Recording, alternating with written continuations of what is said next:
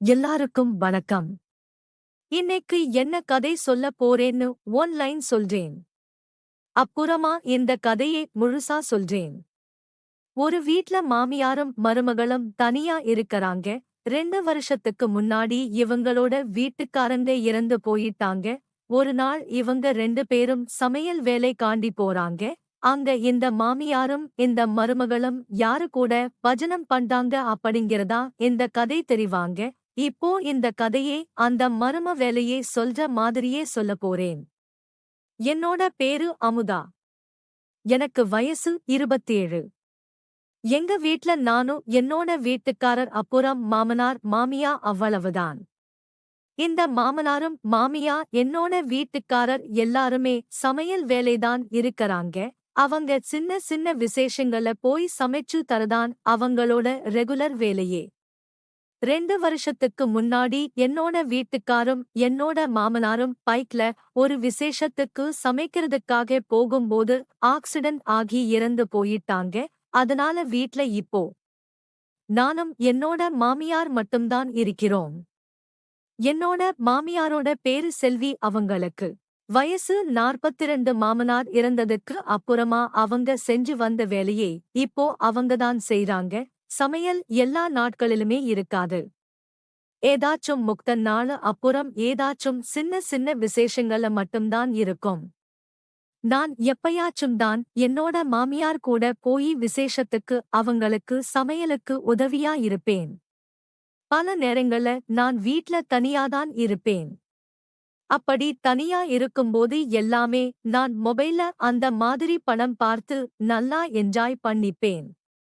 ஏன்னா நான் கல்யாணமான புதுசுல இருந்து என்னோட வீட்டுக்காரே இறந்து போற முடிய ஒரு நாளைக்கு கூட கேப் இல்லாம நான் என் வீட்டுக்காரோட பஜனை பண்ணுவேன். ஆனா இப்ப 6 மாசமா பஜனை பண்ணாம சும்மாதான் இருக்கேன். அந்த ஆசையை பூக்கிக்கிறதுக்காக நான் மொபைல்ல அந்த மாதிரி படத்தை பார்த்து என்னோட ஆசையை நிறைவேத்திக்கிறேன். என்னால அந்த மாதிரி படம் பார்த்துட்டு சும்மா இருக்க முடியாது. ஒரு ஆம்பளை இல்லாம என்னெல்லாம் என்னால பண்ண முடியுமோ அந்த மாதிரி எல்லா சேட்டையுமே நான் தனியாவே பண்ணிக்கிருவேன். இப்படியேதானா என்னோட லைஃப் போய்க்கிட்டு இருந்துச்சு. ஒரு நாள் என்னோட மாமியா எனக்கு ஹெல்ப் பண்ற வச்சு கொஞ்சம் வா அப்படின்னு சொல்லி சமையல் இலைக்கு கூட்டிட்டு போனாங்க. ஆனா எனக்கு அவங்க கூட அங்க போறதுக்கு விருப்பமே கிடையாது. சலிப்போட சரி வரத்தே அப்படின்னு சொல்லி இருந்தேன். கிளம்புற அவசரத்துலதான் என்னோட போன வீட்டிலேயே தானா வச்சிட்டு போயிட்டேன். அது ஒரு காது விசேஷம்.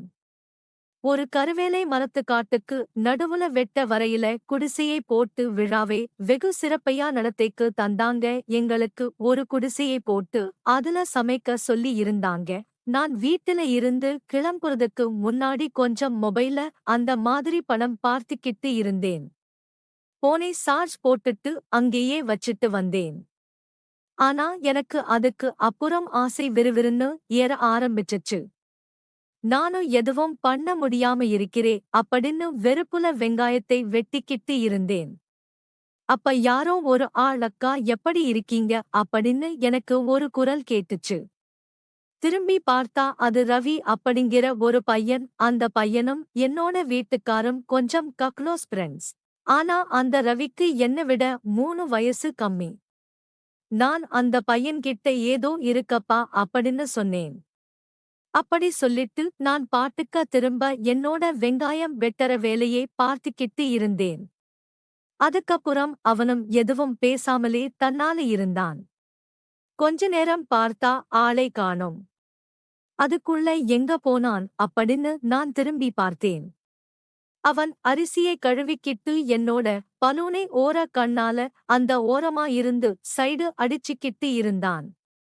அவன் பாக்குறத நான் பார்த்த உடனே திரும்பவும் நான் அவனை பார்த்தேன். அவன் முகத்தை திருப்பிக்கிட்டு வேற எங்கேயோ பாக்குற மாதிரி நடிச்சுக்கிட்டு இருந்தான். கொஞ்ச நேரம் கழிச்சு அவன் என் பக்கத்துல வந்தேன். அக்கா அக்கா அப்படின்னு முடங்கிக்கிட்டே இருந்தான். என்னடா வேணும் உனக்கு அப்படின்னு நான் ஒரு கடுப்புல கேட்டேன். எப்படிக்கும் உங்களோட வீட்டுக்காரர் இல்லாம தனியா வீட்ல இருக்கீங்க அப்படின்னு கேட்டான். அதுக்கு நான் ஏன் வேணும்னா நீ என் கூட வந்து குடும்பம் நாத்த போறியா அப்படின்னு நான் ஒரு கடுப்புல அதன் கிட்ட கேட்டேன். அதுக்கு அவன் உனக்காக நான் இது கூட பண்ண மாட்டேனா அப்படின்னு சொல்லிட்டு அவன் என் கூட கொஞ்சம் சேட்டை பண்ண ஆரம்பிச்சான். ஒரு நிமிஷம் எனக்கு தூக்கி வகை போட்டுருச்சு. சுத்தி முத்தி பார்த்தேன். நல்ல வேளை யாருமே என்னோட அவன் சேட்டை பண்ணதே கவனிக்கத. ஆனா அவன் செஞ்ச சேட்டை எனக்கு ரொம்பவே பிடிச்சிருந்துச்சு. அடே நீ அடிவாங்க போற யாராவது பார்த்தா என்ன ஆகிருக்கும் அப்படின்னு நான் அவன்கிட்ட சத்தம் போட்டேன். அதுக்கு அந்த பையன் யாருக்கா இதெல்லாம் பார்க்க போறா அப்போ யாரும் பார்க்காத நேரத்துல நான் உன் கூட சேட் பண்ணவா அப்படின்னு கேட்டான்.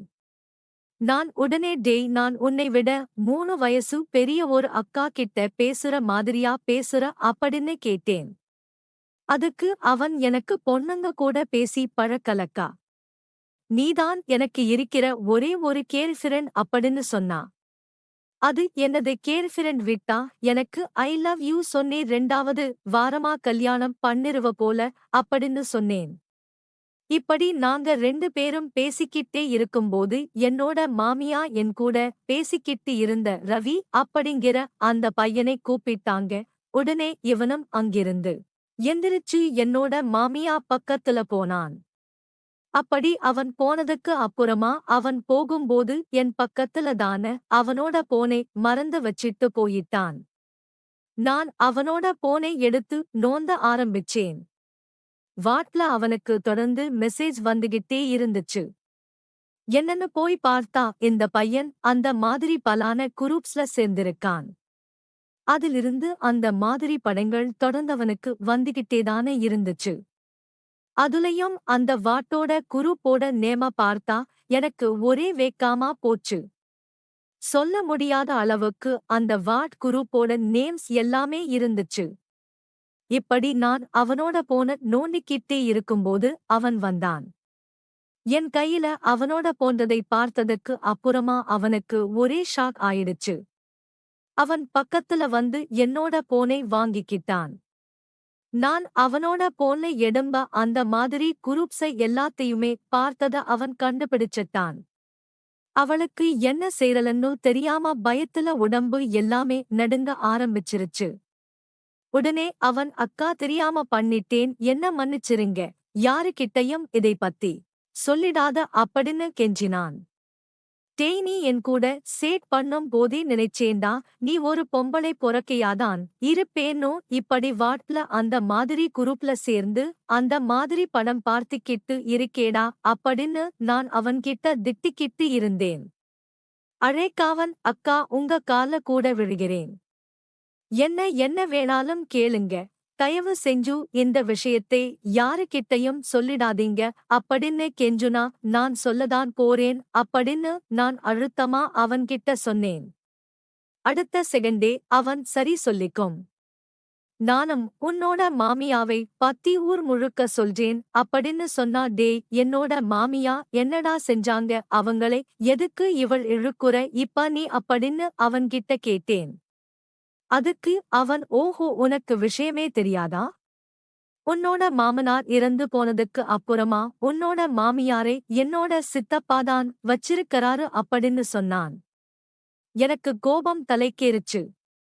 டேய் பொறுக்கி நாயே நீ தப்பு பண்ணிட்டு இப்ப அந்த தப்பை என்னோட மாமியார் மேல போடுறியா உனக்கு சிறுகு பிஞ்சிரும் அப்படின்னு நான் வந்துட்டே திட்ட ஆரம்பிச்சேன். அப்போ இன்னைக்கு சாயங்காலம் வரைக்கும் காத்துக்கு உன்னோட மாமியார் எப்பேற்பட்டனே உனக்கு காட்டுறேன் அப்படின்னு சொன்னா அவன் சொன்ன அந்த வார்த்தை என்னோட தலையில இவனா சுத்திக்கிட்டு இருந்துச்சு. இல்ல என்னோட மாமியா அப்படிப்பட்டவாளே இருக்க மாட்டா. இவன் தப்பிக்கதான் நம்மளோட மாமியார் மேல இவனோட பலியை தூக்கி போடுறேன் அப்படின்னு என்ன நானேதானா சமாதானப்படுத்திட்டு இருந்தேன். நீ சொன்ன மாதிரி எதுவுமே நடக்கலன்னா உன்னோட நிலைமை என்ன ஆகும்னு கொஞ்சம் யோசிச்சுக்கோ அப்படின்னு நான் வந்துட்ட கத்துனேன். ஆனா அவன் சாதாரணமா கொஞ்சம் பொறு எல்லாமே உனக்கே தெரியும் அப்படின்னு தைரியமா சொன்னான். நேரமாக ஆகஸ்ட் விசேஷமா முடிஞ்சிச்சு. எல்லாருக்குமே சம்பளம் பணம் கொடுக்க ஆரம்பிச்சாங்க. என்னோட மாமியா என்கிட்ட வந்து, நீயும் ரவியும் வீட்டுக்கு போங்க, எனக்கு கொஞ்சம் வேலை இருக்கு அப்படின்னு சொன்னான். நான் ரவியை பார்த்தா அவன் என்ன பார்த்து சிரிச்சான். எல்லோரும் கிளம்பிட்டாங்க. ரவி சொன்ன மாதிரியே என்னோட மாமியாவும் ரவியோட சித்தாப்பா முழுவதும் மட்டும்தான் அங்க இருந்தாங்க. ரவி சொன்னது உண்மைதான் அப்படின்னு எனக்கு பாதி தெரிஞ்சிருச்சு, இருந்தாலும் அதை முழுசா தெரிஞ்சுக்கணும்னு ஆசைப்பட்டேன். அதனால நாங்களும் வீட்டுக்கு கிளம்புற மாதிரி அங்கிருந்து கிளம்பி அங்க இருந்த ஒரு மரத்துக்கு பக்கத்துலதான் இருந்தோம். கொஞ்சம் கொஞ்சமா இருட்டு ஆரம்பிச்சுச்சு. நாங்க 1 மணி நேரம் கழிச்சு மெதுவா அந்த இடத்துக்கு போனோம். அங்க போய் பார்த்தா என்னோட மாமியாரும் ரப்பியோட சித்தப்பாவும் பேசிக்கிட்டு இருந்தாங்க. என்னோட மாமியார் பேசிக்கிட்டேதான் நான் இந்த பாத்திரத்தை எல்லாமே கலவச் சுத்தி இருந்தா. அங்க ஒரே ஒரு குண்ட புழுப்ப மட்டும் போட்டிருந்தாங்க. அந்த வெளிச்சத்துலதான் என்னோட மாமியார் பாத்திரத்தை விளைச்சிக்கிட்டு இருந்தாங்க. விசேஷம் நடந்த அந்த இடத்துல குடிசையில ரன்னா ஒரு ரூம் மாதிரி கட்டி இருந்தாங்க. அந்த ரூம்ல யாராச்சும் பொண்ணுங்க போயிட்டு குழந்தைக்கு தேவையான சாப்பாடு ஊட்டுறதுக்காக கட்டி இருந்தாங்க. திடீர்னு என்னோட மாமியாரும் ரவியோட சித்தப்பா முருகனும் அந்த ரூம்குள்ள போனாங்க. உள்ள போனதுமே அங்க இருந்த லைட்டை ஆஃப் பண்ணாங்க. இப்ப சுத்தமா இருட்டா இருந்துச்சு. நானும் ரவியும் அவங்க இருந்த இடத்துக்கே மெதுவா போனோம். எங்களை சுத்தி இருட்டா இருந்ததுனால நாங்க போறது யாருக்குமே தெரியாது. அங்க போய் என்ன நடக்குதுன்னு மெதுவா பார்த்தா அங்க ரவியோட சித்தப்பா என்னோட மாமியாரை தூக்கி வச்சு சம்பவம் பண்ணிக்கிட்டு இருந்தாரு. மொபைல் லைட்ட ஆன் பண்ணி வச்சு அவரு என்னோட மாமியார் கூட பஜனை பண்ணிக்கிட்டு இருந்தாரு. இதை பார்த்த உடனே என்னால நம்பவே முடியல. இவ்வளவு நாளா நம்மளோட மாமியாவை ரொம்ப நல்லவளா நினைச்சுக்கிட்டு இருந்தேன் அப்படின்னு தோணுச்சு. இப்ப நானும் ரவியும் இதை பார்த்ததுக்கு அப்புறமா என்னோட மனசுல நம்ம மட்டக்கே இனிமே நல்லவளா இருந்து என்ன பண்ண போறோம் அப்படின்னு ரவியை பார்த்தேன். அங்க ரவியை பார்த்தா அவன் என்ன பார்த்து ஒரு மாதிரி சிரிச்சான். நான் எவ்வளவு வாட்டி சொன்னேன் என்ன நம்பவே இல்ல பாரு, உன் கண்ணு முன்னாடியே தானா, அதை நான் ப்ரூவ் பண்ணிட்டேன் அப்படின்னு சொன்னான். நானும் அவன்கிட்ட ஆமாடா, எனக்கு இவ்வளவு நாளா என்னோட மாமியார் இப்படிப்பட்டாங்கன்னு தெரியாது. நீ அவங்களோட உண்மையான முகத்தை எனக்கு காமிச்சிட்ட, ரொம்ப நன்றிடா அப்படின்னு சொன்னேன். இதுக்கப்புறம் இந்த பையனும் இந்த பொண்ணும் எப்படி வர்த்தனை பண்ணாங்க, அதுக்கப்புறம் இந்த பையன் எப்படி இவங்க மாமியா கூட பஜனை பூஜை பண்ணா, அதுக்கப்புறம் இவங்க 3 பேரும் சேர்ந்து எப்படி ஒன்னா பஜனை பூஜை பண்ணாங்க அப்படின்னு சொல்ல போறேன். அதனால இந்த சேனலை சப்ஸ்கிரைப் பண்ணி வச்சுக்கங்க.